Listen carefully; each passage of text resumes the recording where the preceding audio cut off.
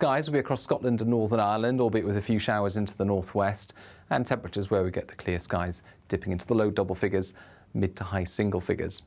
A milder night to come, though, in the south, 15 or 16 Celsius as we wake up on Wednesday, and still a lot of cloud around for eastern and central England, East Wales, and some showers. But more widely, into the afternoon, we're going to see a mix of sunny spells and showers. The heaviest downpours will be across eastern England, central and eastern Scotland. The driest weather will be towards Wales and the southwest, 22, possibly 23 Celsius in the south, 18, 19 for Scotland and Northern Ireland. Fast forward to Thursday, and it's a bright start for many, a cool start to the day, but quite quickly we'll see the cloud build and we'll see showers developing once again. This time the heaviest downpours will be across central areas, a good chance of avoiding showers in some places and staying dry. Fewer showers on Friday before wetter weather arrives for the weekend. The temperature's rising. Boxed Solar, proud sponsors of weather on GB News.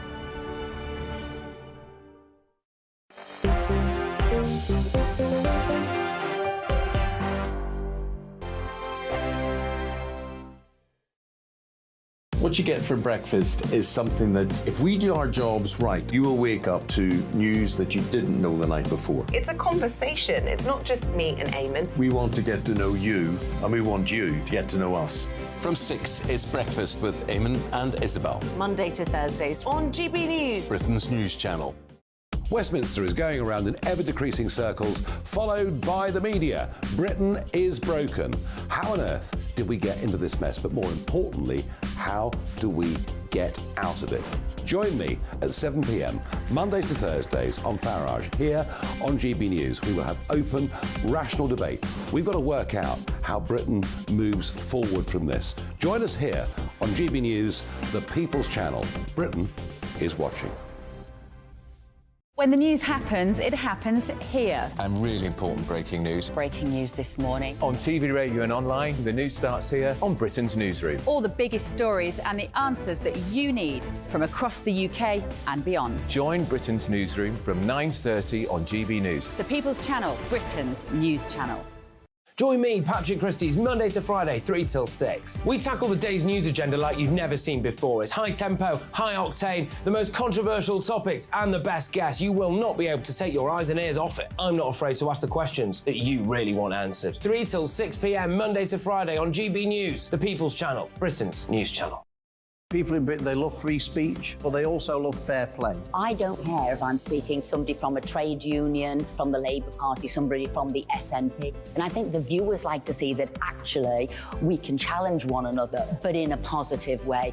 We think we ask the questions that people want to ask, and often we ask the questions that we wanted to ask in Parliament but never got the chance to ask. So join us every Saturday, 10 a.m. till noon on GB News, Britain's news channel. It's all about family, being in people's living rooms, all the interaction and getting to know who our viewers and listeners are. When I was young, my dad used to say, Nana, stop arguing. I wanted an outlet that would enable me to give my opinion. People are going through a really hard time right now, and I know that you don't feel like you're being listened to by the establishment. I came to GB News because it's the People's Channel, and I want the audience to have their say on the events of the day. We're dynamic. We do something different. Democracy shows that the wisdom of the nation is in its people. I get to travel to find out what the story is from a personal perspective. The British people aren't fools. We know when we're not being told the full story. We've got to work out how Britain moves forward from this. It's the best country in the world. The establishment had their chance. Now we're here to represent your views. Britain's watching. Britain's watching. Britain's watching. We're proud to be GB News, the People's Channel, Britain's news channel.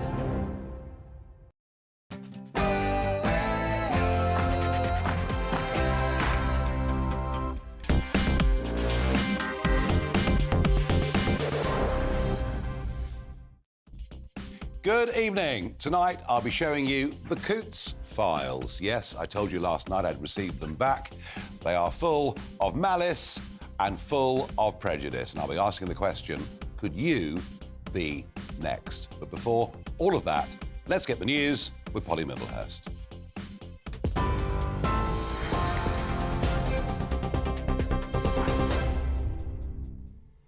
Nigel, thank you, and good evening to you. Our top story tonight. The BBC Director General has been talking to a parliamentary committee today, and he said staff at his corporation are confident in the broadcaster's whistleblowing processes. The House of Lords Communications and Digital Committee asked Tim Davie why the organisation didn't take allegations against its most highly paid newsreader more seriously and sooner. The BBC boss confirmed the organisation has been in touch with the complainant who originally alleged Hugh Edwards had paid a young person for explicit images. Now, GB News understands 450 people have crossed the English Channel in 9 small boats today. The news comes as the first group of asylum seekers will be moved to a migrant barge, which is currently docked in Portland in Dorset next week. The Bibby Stockholm, as it's known, will be used to house single male asylum seekers as part of the government's plan to reduce the cost of housing migrants in hotels. Local residents are calling for the barge to be removed elsewhere. The Home Secretary says the risk of a terror attack in the UK is rising. Speaking in Westminster, Suella Braverman has identified Islamist terrorism as the primary UK domestic threat. Ms Braverman also confirmed Northern Ireland-related terrorism remained a significant threat, with some dissident groups continuing to threaten attacks. The former Manchester United footballer and Wales manager Ryan Giggs says he's relieved at being cleared of domestic violence allegations after charges against him were dropped. The 49-year-old was due to stand trial for a second time, accused of controlling or coercive behaviour towards his ex-girlfriend, but lawyers withdrew the prosecution. Ryan Giggs denies the offences, and his previous trial ended last August with the jury failing to reach a verdict. In news from the United States, Donald Trump says he expects to be arrested by an inquiry into the Capitol riot and challenging the 2020 election results. The former US president says he's been informed he's the target of the special counsel investigation. Donald Trump also claims he's been sent a letter saying he has 4 days to report to the grand jury, and he argued it was almost always means an arrest and an indictment. The special counsel hasn't yet commented on that. And finally, the first British passports bearing the title of King Charles III will start being issued this week. The post-Brexit blue travel documents will say His Britannic Majesty, and that'll be for the first time since 1952. They've been issued under that title. On TV, online, DAB+ radio and the TuneIn app. This is GB News, Britain's news channel.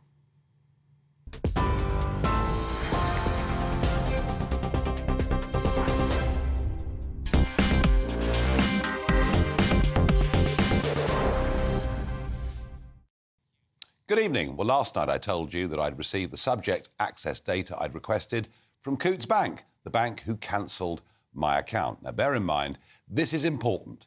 This is not just about Coutts, and it's not just about me, because NatWest is part of the same banking group, and they have 19 million customers. So the culture that exists within these organisations, how they treat their customers, matters to a huge number of people in this country. Now, they had a deadline of 30 days to respond, and on the 30th day, interestingly, after close of business, it arrived in my inbox. It is 40 pages long. It contains 17,801 words, and that actually is a redacted number. There's an awful lot here that I've not been given, just things that directly affect me. It has linked to it at least 83 separate news and media articles, every single one of them against me. The word Brexit is mentioned 86 times. I get the feeling the corporate banks will never forgive anybody involved with the campaign. And appallingly, the word Russia is mentioned 144 times. Yes, all part of the Russia hoax. The word racist is used 12 times. Well, I suppose we could have expected that from a group who are filled with malice and the very special kind of prejudice that you only get from the upper middle classes with metropolitan views. The word PEP, politically exposed person, is used 10 times in the document. Well, you might have seen the BBC coverage just over a week ago. A source from Coutts told their business editor Simon Jack that the reason my account was closed is because I fell below the financial threshold required to hold an account. Yet this document, which is from the 17th of November last year, which was the meeting at which the decision was taken I would be exited in 2023, this document proves that was wrong and reveals that the real reason I was cancelled. So what really happened? My request for data shows me this November meeting of the Coutts Wealth Reputational Risk Committee. And they discussed how they could exit me from banking with them. Well, the extracts I've got from the minutes of that committee are really pretty damning.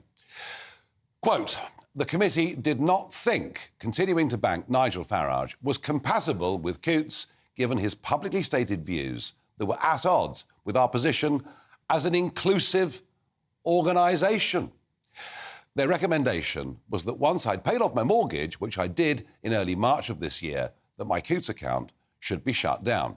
In April, I received a telephone call to say my account was being closed. I received a letter confirming the account would be closed, no reasons given whatsoever. It's only when that I complained to the chairman that I got a phone call from Coutts saying it was being done for commercial reasons. Well, on the 17th of November last year, that clearly wasn't the case. Alongside the minutes from the meeting, I was also sent the papers presented to the committee. And it is a compilation of information that Coutts put together on me, none of it positive, and it starts by saying my economic contribution to my bank account is sufficient to retain on a commercial basis. Are you watching this, BBC? This completely tears apart the lie that they were told. They say also in the report there is a lot of adverse press about me. Well, there's a lot of good press too, but a list of links is provided to articles from, and you've guessed it, The Guardian, The Independent. Subjects include Russia, pro-Putin, Russia Today links, racism, xenophobia, Black Lives Matter, anti-Semitism, climate denying, anti-net zero, gender issues, fascism, and supporting an anti-vax stance. I mean, frankly, it couldn't be more negative. And much of this has been disproved in a court of law when Aaron Banks recently, comprehensively, won his libel action against that journalist from The Guardian who really fostered the Russia hoax. You see, the establishment couldn't accept Brexit. They couldn't accept the result. They did everything they can to try and find a reason, and they believed it was Russia. Well, it simply isn't true, and it really is time the Russia hoax ended. Examples of direct things they linked to are when I called Grant Shapps a globalist. Somehow, calling someone who's a Remainer and a globalist, for them, that was code for anti-Semitism. Have to be honest, I didn't even know he was Jewish, but never mind. Advocating for the government to leave the ECHR. I mean, this is something else that is on their very, very long list and crime sheet. And, worst of all, the endorsements of this man. The man behind Brexit and a man who led brilliantly the United Kingdom Independence Party in this fight and won despite all odds, Mr. Nigel Farage. Yes, you've guessed it, the 45th president of the USA, Donald Trump, and he's mentioned 14 times in this document.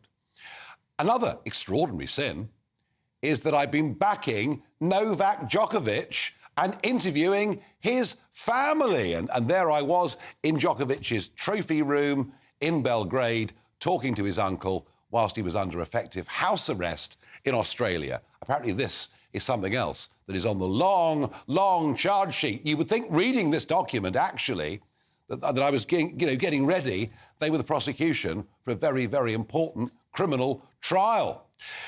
And, I mean, try this for size.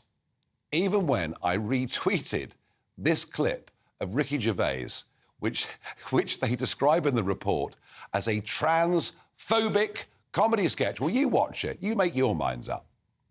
The old-fashioned women, oh, God, you know, the ones with wombs. Oh. Those dinosaurs. Oh. No, I love the new women. I know the new women. They're great, aren't they? You know, the new ones we've been seeing lately. The ones with beards and they're as good as... They're as good as gold. I love them. No, it's the old-fashioned with it. And now the old-fashioned, they go like, oh, they want to use our toilets. Why shouldn't they use your toilets? For ladies. They are ladies. Look at their pronouns. What about this person isn't a lady? Well, his penis. Her penis, you bigot. Well, I still think it's brilliant, and I was very happy to tweet it out. I just hope, for Ricky Gervais's sake, that he doesn't bank with Coutts, as some people have suggested that perhaps he might.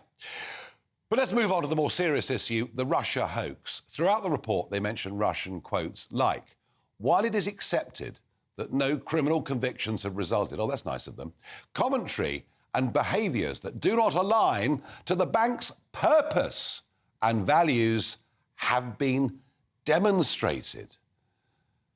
The memos state at least 9 times that there is no evidence of links to Russia. They've even run checks on my transactions to make sure that's the case. And yet, Labour MP Sir Chris Brandt, using parliamentary privilege, his false allegations in the House of Commons are mentioned twice and are seen as a big risk factor in my debanking. Quote, in making the decision, risk factors including accusations of links to Russia, controversial public statements which were felt to conflict with the bank's purpose. Well, what is the bank's purpose? Well, we had a look at this. The bank's purpose is to champion potential, helping people, families and businesses to thrive. Coutts' clients are trailblazers, pioneers, the disruptors and challengers who help to shape the fabric of the UK. Well, I think actually the truth is, if you're a disruptor, Coutts may not want you. Let me read some more direct quotes, if I can, from their analysis. We have reviewed the account activity of both NF and Thornham Aside Limited, his company, and can see nothing that appears to be a payment in relation to Russia, work in Russia, or anything pro-Putin. So there it is, in black and white. They write, no payments in relation to Russia, and yet they still mention Russia 144 times. They say the values NF actively and publicly promotes, champions, do not align with the banks. Particularly given the manner in which he states those views, deliberately using extreme, hateful and emotive language. At best, he is seen as xenophobic and pandering to racists, and at worst, he is seen as xenophobic and racist. I mean, I said to you at the start of all of this is absolutely vitriolic stuff. He is considered by many to be a disingenuous grifter, really, and is regularly the subject of adverse media. It goes on to say, being associated to NF presents a material and ongoing reputational risk to the bank. The view is that NF has not broken any law, has the right to free speech, well, that's nice of them, and is polite to staff. Gosh, that must have shocked them, as they think I'm clearly some sort of monster. They also add, a decision to exit may result in NF using his platform on GB News, social media, to air his grievances. Well, they're not so much grievances that I'm airing, and I'm not doing this just for me. I'm doing it for the thousands of people who've had their bank accounts closed, and who knows how many more as time goes on. It's clear to me that NF has and projects xenophobic, chauvinistic and racist views. I agree we should consider exit to coincide with the end of the mortgage term and on a long glide path that reduces the risk of counter-criticism. And one line that may well come back to haunt them. They say, although he does not align with our views, is likely to be the same for a number of the bank's customers. Well, you bet your bottom dollar. I bet there are 50% or so of Coutts customers who will be pretty appalled by how they've behaved. And I wonder how many of the 19 million customers that are there at NatWest would approve of somebody having their account closed down for doing nothing that is illegal, for speaking freely in a society in which we're supposed to do so. I wonder how many of them will have concerns. Now, we did, of course, ask Coutts for a comment, and a spokesperson said, "Our ability to respond is restricted by our obligations to client confidentiality. Decisions to close accounts are not taken lightly and take into account a number of factors, including commercial viability, reputational considerations, and legal and regulatory requirements." Well, there you are. I have to say that it isn't just Coutts. Actually, this runs deep through our corporate culture. It really, really does. And I'm going to ask tonight, are you next? Let me know whether you're worried. Farage@gbnews.com. And I think you should be, because it's been announced by Refinitiv, one of the big global agencies that banks go to check out our creditworthiness. It's been announced that Refinitiv will now work with banks in this country to monitor the social media posts of its customers. And now, with AI and various technology, they can measure every Facebook post you put out if you're a client of one of our banks. And if you don't align to their so-called values and views, well, you could be for the chop too. One piece of good news that I think has come out of this is Andrew Griffith, Conservative Member of Parliament for Arundel and South Downs, and who currently holds the government post of Economic Secretary to the Treasury, and he is the City Minister. And he has said there will be progress on reforms to banking rules in the coming weeks, aimed squarely at this issue. Well, thank you very much indeed, Andrew Griffiths. And just bear in mind with all of this that last year the banks made a profit in this country of a staggering £35 billion. Oh, we're all too ready to criticise BP and Shell and others when their profits come out. The banks are making a fortune. And when it comes to the purpose of Coutts and that group, I would suggest this. They are 38.6% owned by you and me, owned by the taxpayer. We bailed these people out in 2008 when, through their greed and stupidity, they came close to bringing down the entirety of the financial system. Our taxes went up as a direct result of saving these banks, and yet they seem to be more concerned about promoting their own metropolitan values than they are about making sure that actually we get our state back in good order. It's a twisted sense of priorities. It is absolutely metropolitan elite prejudice. I'm pretty appalled and disgusted with this. I could have just gone quietly.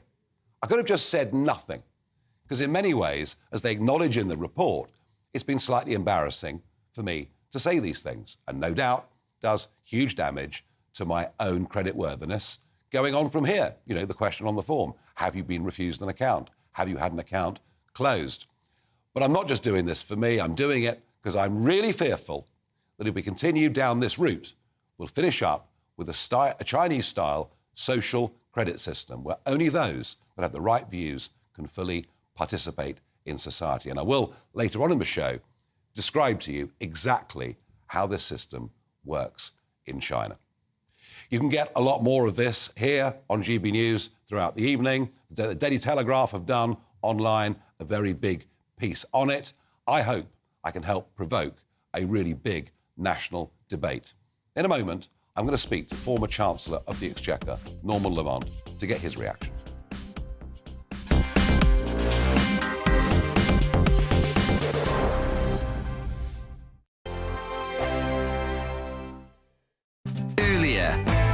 GB News Radio. What you get for breakfast is something that, if we do our jobs right, you will wake up to news that you didn't know the night before. It's a conversation. It's not just me and Eamon. We want to get to know you, and we want you to get to know us. From 6, it's Breakfast with Eamon and Isabel. Monday to Thursdays on GB News, Britain's news channel. Westminster is going around in ever-decreasing circles, followed by the media. Britain is broken. How on earth did we get into this mess? But more importantly, how do we get out of it? Join me at 7 p.m, Mondays to Thursdays on Farage, here on GB News. We will have open, rational debate. We've got to work out how Britain moves forward from this. Join us here on GB News, the People's Channel. Britain is watching. When the news happens, it happens here. And really important breaking news. Breaking news this morning. On TV, radio and online, the news starts here on Britain's Newsroom. All the biggest stories and the answers that you need from across the UK and beyond. Join Britain's Newsroom from 9:30 on GB News. The People's Channel, Britain's news channel. Join me, Patrick Christie's, Monday to Friday, 3 till 6. We tackle the day's news agenda like you've never seen before. It's high tempo, high octane, the most controversial topics and the best guests. You will not be able to take your eyes and ears off it. I'm not afraid to ask the questions that you really want answered. 3 till 6 p.m, Monday to Friday on GB News, the People's Channel, Britain's news channel. People in Britain, they love free speech, but they also love fair play. I don't care if I'm speaking somebody from a trade union, from the Labour Party, somebody from the SNP. And I think the viewers like to see that actually we can challenge one another, but in a positive way. We think we ask the questions that people want to ask, and often we ask the questions that we wanted to ask in Parliament but never got the chance to ask. So join us every Saturday, 10 a.m. till noon on GB News, Britain's news channel. It's all about family, being in people's living rooms, all the interaction and getting to know who our viewers and listeners are. When I was young, my dad used to say, Nana, stop arguing. I wanted an outlet that would enable me to give my opinion.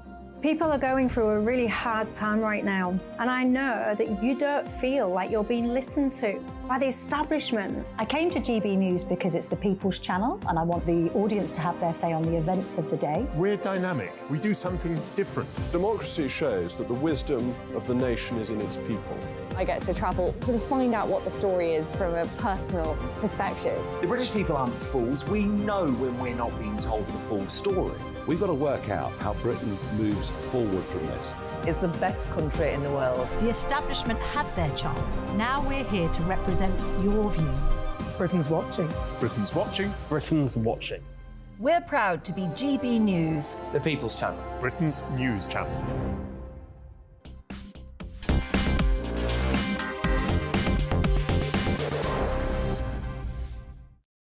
Well, I have to say, a lot of reaction coming in from you. I asked, if they're doing it to me, are you next? Ryan responded by saying, the whole situation worries me. The freedoms we fought for in 2 world wars to defend are being squandered in the most appalling way. Freedom of speech must be protected. And yes, I'm very pleased to say that's what Andrew Griffith agreed with as well. Kyle says via email, it's very concerning that this could just happen to anyone if they don't agree with your views. Well, remember, it happened to a vicar. A vicar went into the Yorkshire Building Society and just asked, why is the whole of this building society covered in pride flags? You know, all I want's an account here.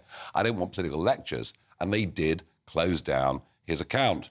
John, via email, says, I am speechless. What do any of the bank's reasons for dumping you have to do with what banks do? Well, John, I think that actually cuts very much to the heart of the question.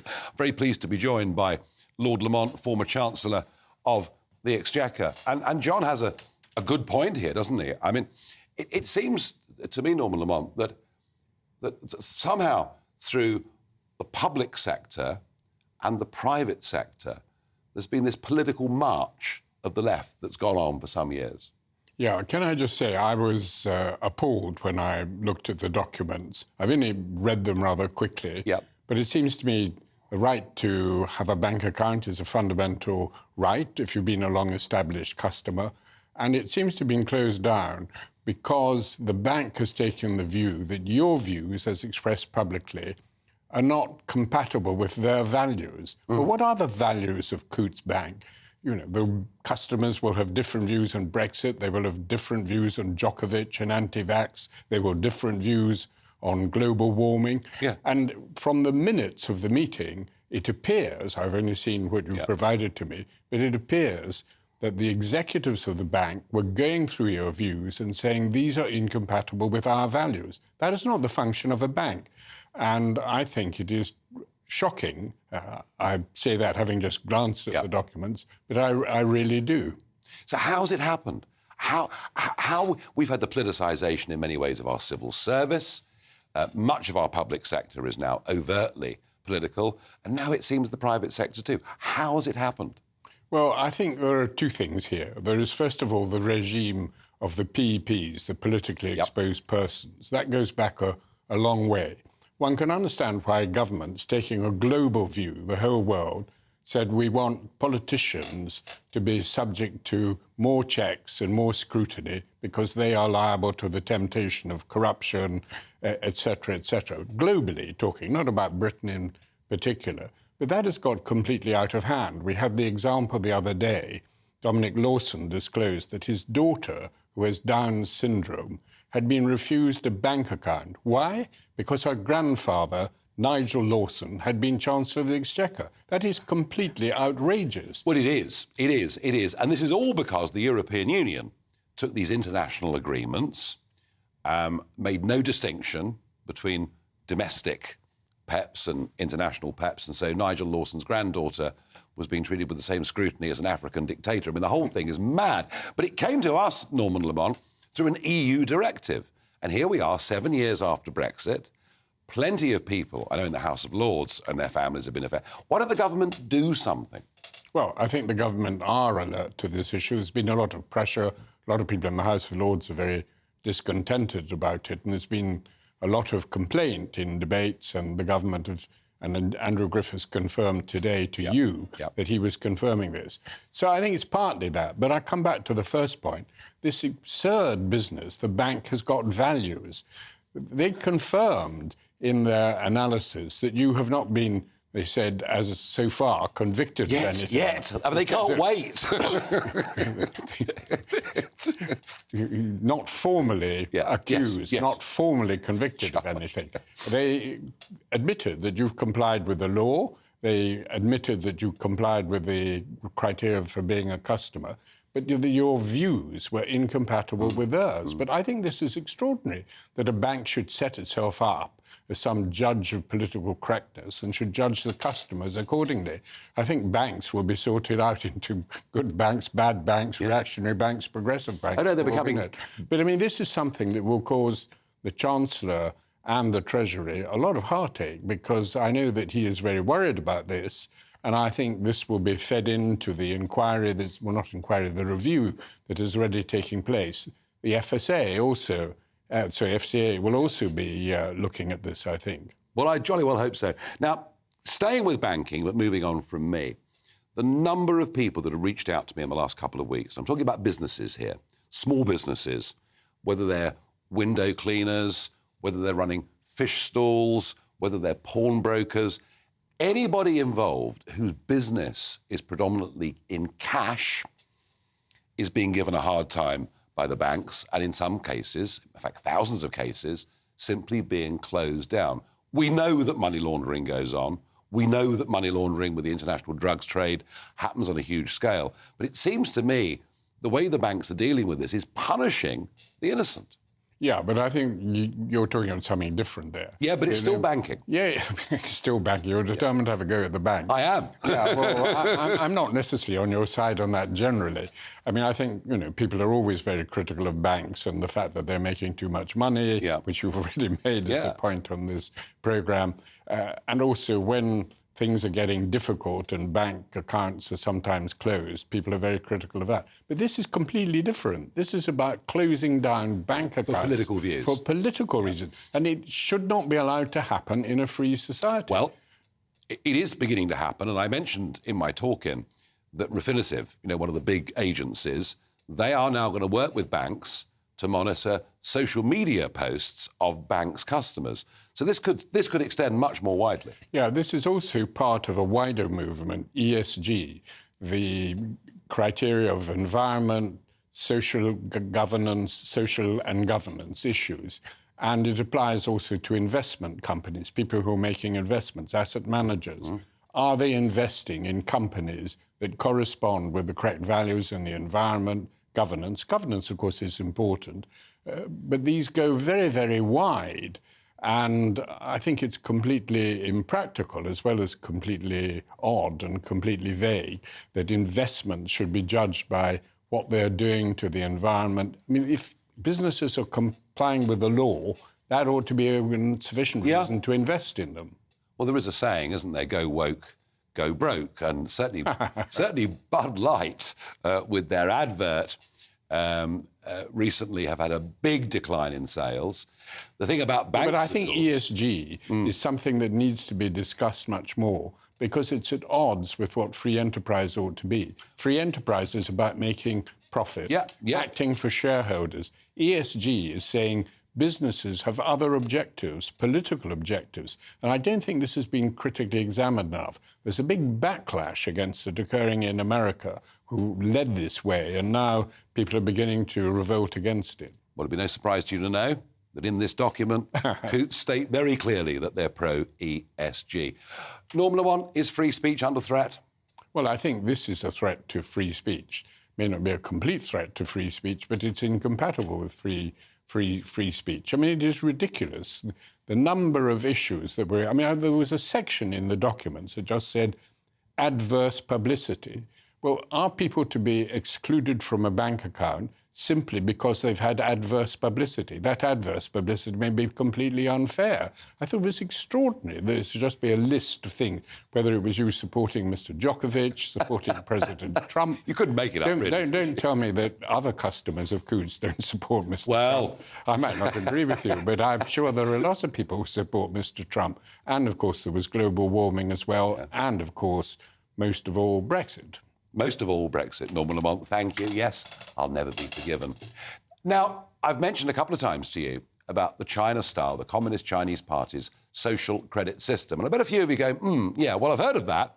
I don't really know how it works. Well, let's have a look at what our dystopian future may be. In just a moment, we will explain all of it to you.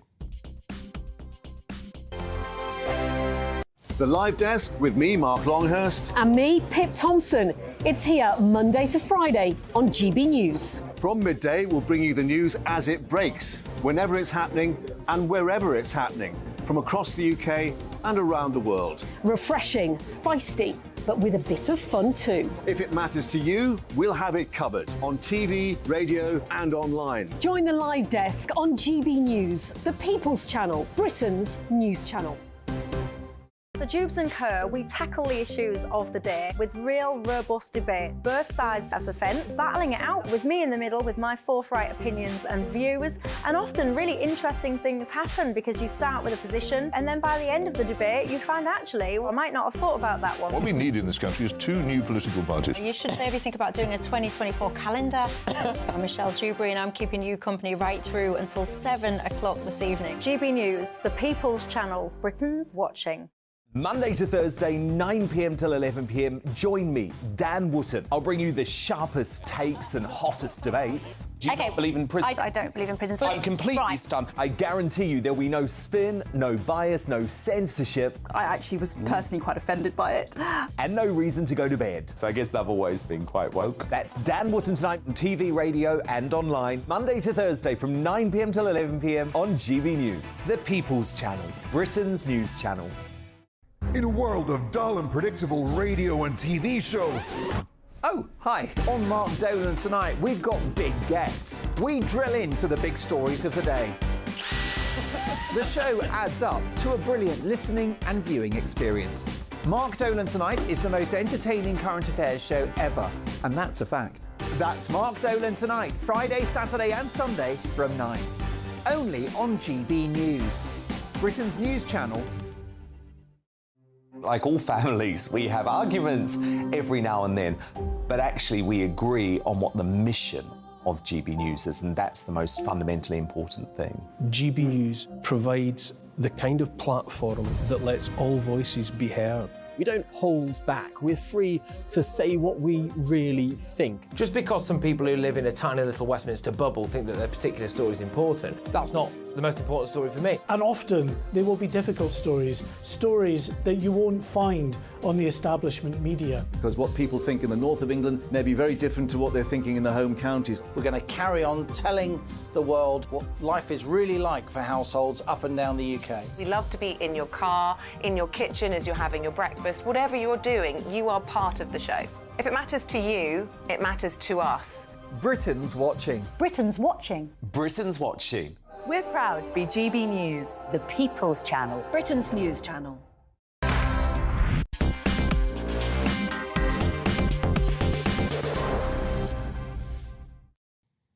So let's spend a few minutes. Let's drill down on what a social credit system is and, if it was implemented here, what it might mean for people's lives. And I'm not joking about this, because it actually feels like China more every day. More cameras, more state surveillance, more fines, more controls. But ultimately, if they can take away your bank account, they can make you a non-person. Well, I'm joined, very pleased to say, by Dan David, founder of financial investigation firm Wolfpack Research, host of the Wolf Den podcast, and lead protagonist in the documentary The China Hustle. And Dan joins me from the United States of America. Thank you very much indeed for joining us on GB News, Dan. Thank you, Nigel. It's good to see you again. Good to see you again. Now, as I say, what's been happening to me and, vicars and various people having their bank accounts closed because of their opinions, not because they've broken the law, not because they've laundered money, but because of their opinions somehow not conforming to the bank's new woke values, has led me, and in fact, some newspaper editorials in Britain, to say the threat here is a social credit system like that in China. Dan, would you explain to us what it is, how it works, please? Well, first of all, you should have laundered money. They would have kept you in their bank. They love that, especially HSBC. The social credit score was envisioned and implemented under dictator Xi Jinping, and it works much like an actual credit score. Only it's very subjective in how it is implemented, with cameras as well as paying your bills and things of this nature. They'll watch you if you do things, drinking in public, maybe spitting. All these things are grotesque, and I don't agree with them. Or there's microphones that may overhear your conversations. You will have a lower score. It goes from 0 to 100. 80 to 100 being good. 0 to 40 being you can't buy a car. You can't go to certain restaurants. You can't visit family out of town. It can get that you're almost under home arrest under some of it, the lower it goes. And what you've been explaining here sounds a lot like it. And so who does the marking, Dan? I'm just an ordinary person living in a street, doing my job, I'm with my family. Who decides to mark me up or mark me down? Is this sort of local communist officials? How does it actually work in practice? Yeah, it is the Communist Party. And I would say, and I think you would agree, and I've spoken to you before, neither of our issue are with the people of China. They're much like us and very hardworking, and they've helped me in my investigations. But that government is so oppressive, right down to your household. And I think we all assumed that when we gave them an open market, an open economy, and our social freedoms, that they would become more like us. And what they have done, amazingly, is they've been able to export a chill on the freedom of speech. No other country in the world has been able to chill the freedom of speech in your country and my country, but China has done it. They continue to do it with big media, banking, and law firms.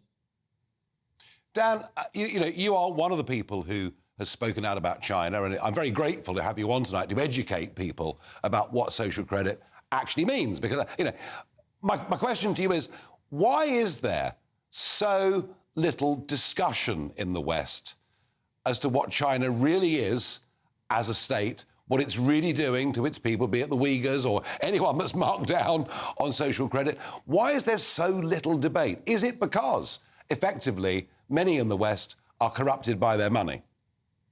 Correct. We sell a lot of Kentucky Fried Chicken in China. and that's basically it. Insert company here.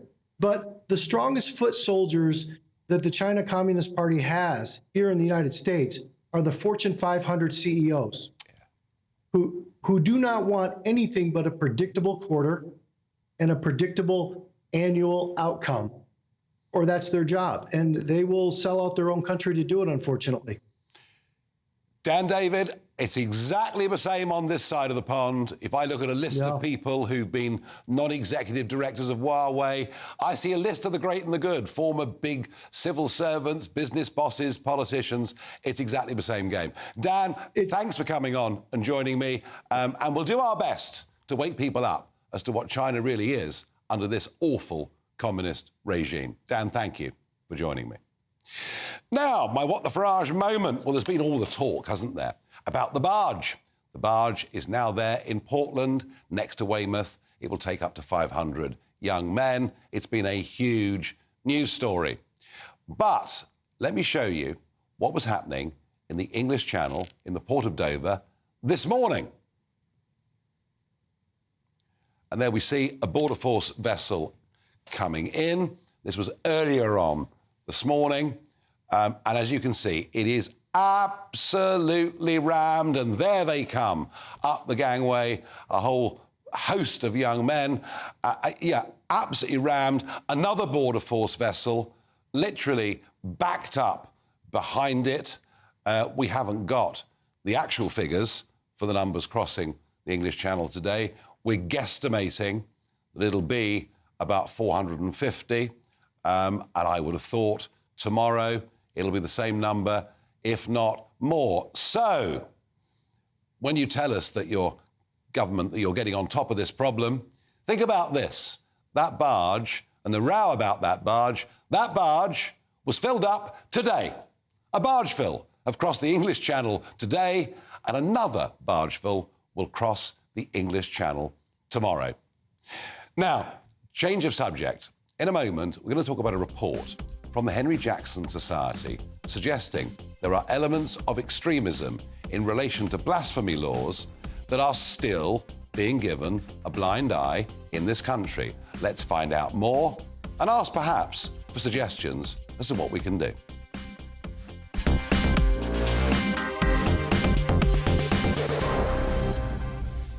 Monday to Thursday nights on GB News. At 6, it's Dubes & Co. 7 o'clock, Farage. At 8, join Jacob Rees-Mogg. And at 9, Dan Wootton Tonight, followed by Headliners. On TV, radio and online.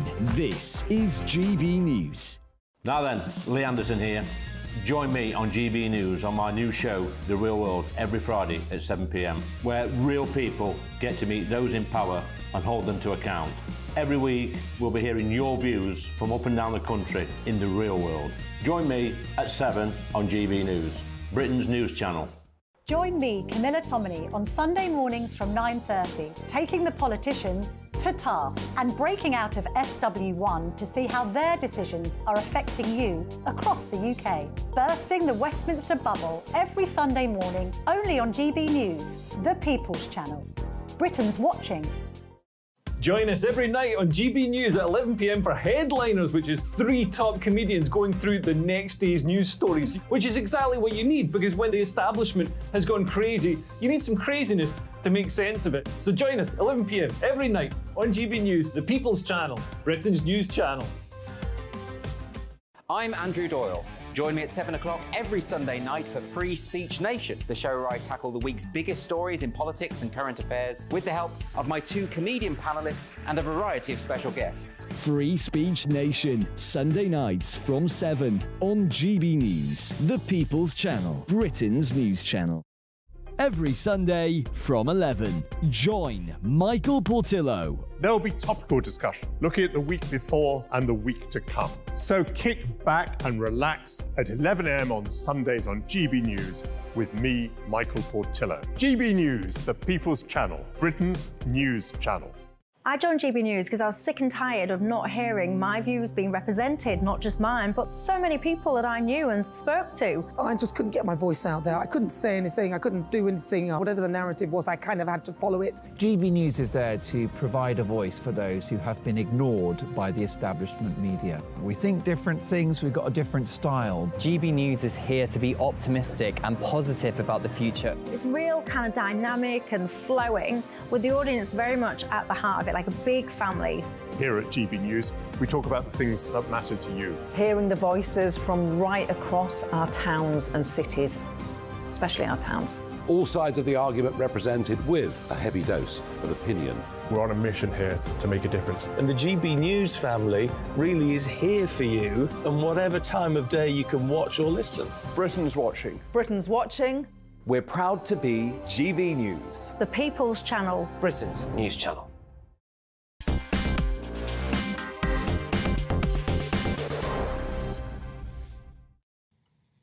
We've not had a big debate recently, really, about extremism. I guess one of the reasons is, mercifully, touch wood, we've not had many recent terrorist outrages. But there are still things that go on within communities, within cities in this country that are extremely distasteful and, I would have to say, go against pretty much everything we stand for. Charlotte Littlewood is a research fellow at the Henry Jackson Society. And Charlotte, you've been busy producing a report on this, Britain's new blasphemy police. Now, we hear the word blasphemy and we sort of think of Monty Python films and going back forever. What does blasphemy mean in a modern context? I think that for the particularities of this report, it's what does it mean in an Islamist context. Right. So that can really range from anything from the drawing of Prophet Muhammad through to desecration of the Quran. So we saw this, didn't we, with Charlie Hebdo. Mm-hmm. This was the satirical magazine, just to remind people, in Paris, and they were doing caricatures of the Prophet, and that's not allowed. 17 were killed. And murdered. Mm-hmm. And yet in our culture, well, I mean, I regularly talk about the Archbishop of Canterbury, who I think's fair game, and the Pope comes in for criticism, and the churches don't like it, but we accept it. Yes, and I'm sure you wouldn't be regulated in any way from doing that, for example, within a school setting. However, worryingly, what we're seeing is an inconsistent approach from the Department of Education, leading to a school's approach, which is actually limiting resources around issues around, like, the drawing of Prophet Muhammad, where you may be able to critique the church in the classroom, but you may well not be able to critique Islam. There are some extreme examples. We saw in Scandinavia recently people in the street burning the Quran. I think that's insulting, unnecessary. You know, you may disagree. A threat to freedom of speech in itself. Yeah, well, this is right. You know, I mean, I remember, Geert Wilders, who's been a big political figure in the Netherlands, saying, I'm a free speech martyr, I want the Quran banned. I just don't believe in that. There's inconsistency. But with blasphemy, so point number one is not mocking the Prophet. What else comes under this category? Not claiming to be Muslim if you are considered to be a part of a heretical sect. And that extends to our Ahmadiyya, which I know you've taken as a cause. Yes, I have. And that has seen a murder here in the UK. And what we see across all of the cases in this case study is linked to Khatme Nabawat, praise of those who are deeply anti-Ahmadi, and by that extension, anti-blasphemy. And that's where I go into this toolkit, and I advise the Home Office on what they can see, what words people will use, what groups they might be affiliated to. And these persons are directly cooperating with the schools to tackle the blasphemy issue, or the local authority, or even So what does a school do? Because, a school with teenagers, they'll be presumably trying to teach them that we live in a freedom-loving, well, I hope they are anyway, probably not in every case, but we're living in a freedom-loving, open, free speech debate democracy, and that we can mock things, not gratuitously incite or insult, but we can mock things.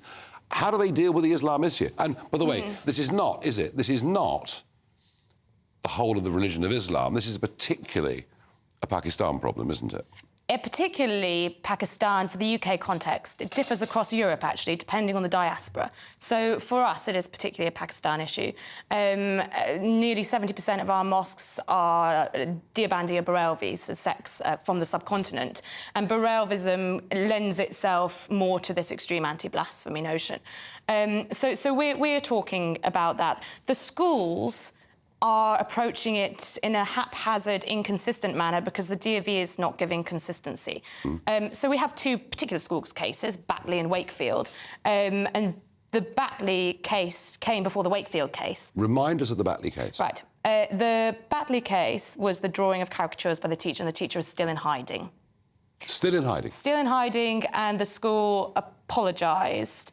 And originally he was under investigation. He cleared investigation, invited him back to the school, but we haven't seen him since. We saw MPs put forward the welcoming of the apology and then later discuss the death threat. So it was a very perverse way of dealing with the situation, saying, oh, we're sorry about the offence, but you really shouldn't issue a death threat. And it really, what we need to be seeing from the Department for Education is actually pupils can be warned that they might see an offensive content and choose to leave, opt to leave the classroom, rather than monitor the resources or issues apologies around resources, because that is giving a message of weakness, and that should be reflected with our MPs. Our MPs should be saying, OK, give the pupils the chance to leave. So that was Don't monitor the That was the resource. Batley case, and the other case? So this is just miles down the road, Wakefield. So we understand a little bit now why the head teacher jumped to communicate with a local mosque and deal with this in a very appeasing way, because he was understandably frightened that the same that happened at Batley, protesters outside the school gates and death threats, would happen at Wakefield. And you saw a very concerned mother donning the hijab in the local mosque, apologising for her son's behaviour, who dropped the Quran, her autistic son. Now, I've done a deep investigation into this mosque, and it regularly holds extremists who have called for the death of blasphemers or praised those who have killed blasphemers. And this is going on in our towns and cities, and it makes a big splash. You know, at the time, both those stories made a big splash, then it goes away. Is government acting at all? Government just isn't drawing up the dots. So what I have done with this report is drawn the dots. These are the same agitators, the same people from the same ideological backgrounds, supporting the same extreme groups in Pakistan. We need to be watching where the money is going backwards and forwards from Pakistan. We need to look at these charities and their connections to Pakistan. And we need to do a whole body of work that uses Urdu specialists. And this all can be unpicked. And there is a toolkit here. There's clear guidance for the Department for Education. It's really not an impossible task, but we seem to be hesitating. Well, we're hesitating on this. We're hesitating on, dare I say it, gender issues as well. And again, that must be a challenge with elements of the Islamic community, because when it comes to issues like even gay marriage, many of them are vehemently opposed. There's plenty of protests we've seen outside schools around LGBT teaching, and LGBT Muslims who've given talks in schools that face death threats for saying they can be both LGBT and Muslim. There's an ongoing rise of religio-conservatism pushing against schools, and we can look at the likes of like Andrew Tate and how he is forwarding that as well, and that's entering the school setting. There is a concerning trend of people grasping for this religio-conservative or male conservative identity, because I think we're in an identity crisis, an era of identity crisis, and Islamism and the Tate ideology is becoming attractive. It is. Charlotte, thank you very much. Thanks. Indeed. Well, that's nearly it from me, and I want to just reiterate with you that everything I've said tonight is not just about me. Coutts thought, by closing my account, that I would simply go quietly. They thought I'd be too embarrassed to say in public what had happened. But I'm genuinely doing this, and every day that I get more and more emails and letters coming in about people whose accounts have been closed by the banks because they take cash, people who've done absolutely nothing wrong, people working in public life, PEPs, as we discussed, and their children and their relatives and even their associates having a tough time. And you know what? If we go on like this, we'll end up with even lower grade politicians than we've got now. So reform right through the system is needed. Now, of course, our next presenter here on GB News does not fit into that category of low-grade members of Parliament at all. It is, of course, the one and only Jacob Rees-Mogg. Good evening, Jacob. Good evening. So, what have you got tonight? What have we got? We're going to be talking about the BBC because there's potentially a review of its licence fee. 500,000 people no longer subscribe to the BBC.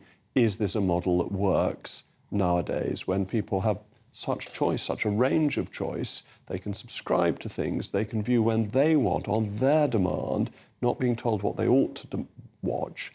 And the BBC has these endless scandals. It's meant to be Reithian and high tone, and then you discover all sorts of things are going on. The funny thing about this is this debate comes around regularly, every 18 months, 2 years. You know, and government always says it'll look at it, but it never seems to know quite what to do. No, you see, I think the BBC should have asked to lose the licence fee itself, because actually it's the licence fee that has stopped the BBC growing its revenues. If you look at the revenues of Netflix in the last dozen years... And hey, I'm going to be watching a test match tomorrow from Old Trafford, and I'll be paying for the privilege of doing so. Absolutely. Likewise, I've subscribed to... I mean, it's... And fingers crossed. Fingers crossed, and it's a very important match, indeed. But before all of that, let's get the all-important weather. The temperature's rising. Boxed Solar, proud sponsors of weather on GB News. Hi there, it's Aidan McGivern here from the Met Office with the GB News forecast. It's been a damp day once again across many central areas. The rain, though, does ease overnight with clear spells emerging, but there will be further showers arriving on Wednesday. We've had a feature move through during Tuesday. That's pulling away into the North Sea at the moment and taking its rain with it, although it will take a while for eastern parts of the UK to be clear of rain and showers. Elsewhere, a lot of cloud remaining, but the clearest skies will be across Scotland and Northern Ireland, albeit with a few showers into the northwest, and temperatures where we get the clear skies dipping into the low double figures, mid to high single figures. A milder night to come, though, in the south, 15 or 16 Celsius as we wake up on Wednesday, and still a lot of cloud around for eastern and central England, East Wales, and some showers. But more widely, into the afternoon, we're going to see a mix of sunny spells and showers. The heaviest downpours will be across eastern England, central and eastern Scotland. The driest weather will be towards Wales and the southwest, 22, possibly 23 Celsius in the south, 18, 19 for Scotland and Northern Ireland. Fast forward to Thursday, and it's a bright start for many, a cool start to the day. But quite quickly we'll see the cloud build and we'll see showers developing once again. This time the heaviest downpours will be across central areas. A good chance of avoiding showers in some places and staying dry. Fewer showers on Friday before wetter weather arrives for the weekend. The temperature's rising. Box